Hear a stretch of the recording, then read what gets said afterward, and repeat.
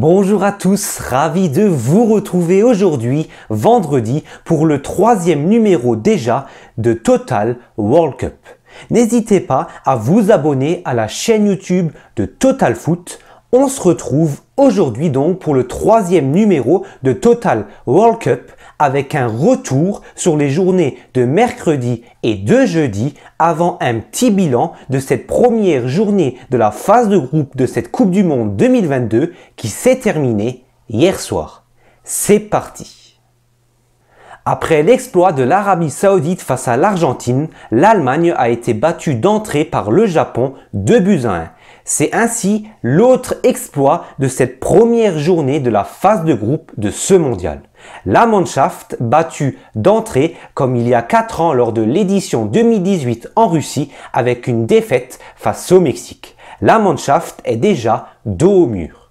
Dans l'autre rencontre de ce groupe, l'Espagne a cartonné le Costa Rica, une victoire 7-0 de la Roja. À l'occasion de cette rencontre, Gavi est devenu le buteur le plus jeune de la Coupe du Monde depuis Pelé en 1958 avec le Brésil face à la Suède. La deuxième journée de la phase de groupe dans cette poule opposera notamment l'Allemagne et l'Espagne ainsi que le Costa Rica et le Japon.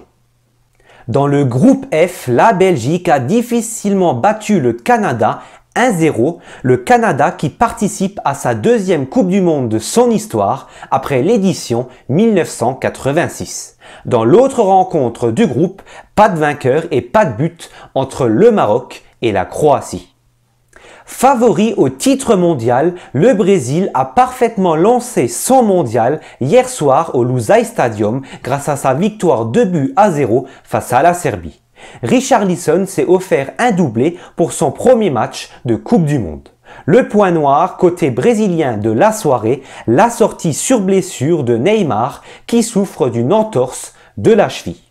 Dans l'autre match du groupe, la Suisse s'est imposée hier 1-0 face au Cameroun.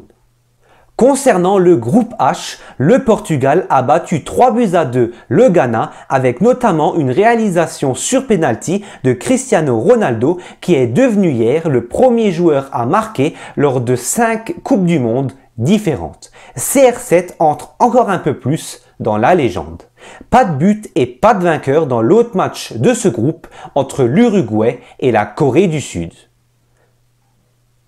La première journée de la phase de groupe de cette 22e édition de l'histoire de la Coupe du Monde s'est donc terminée hier soir.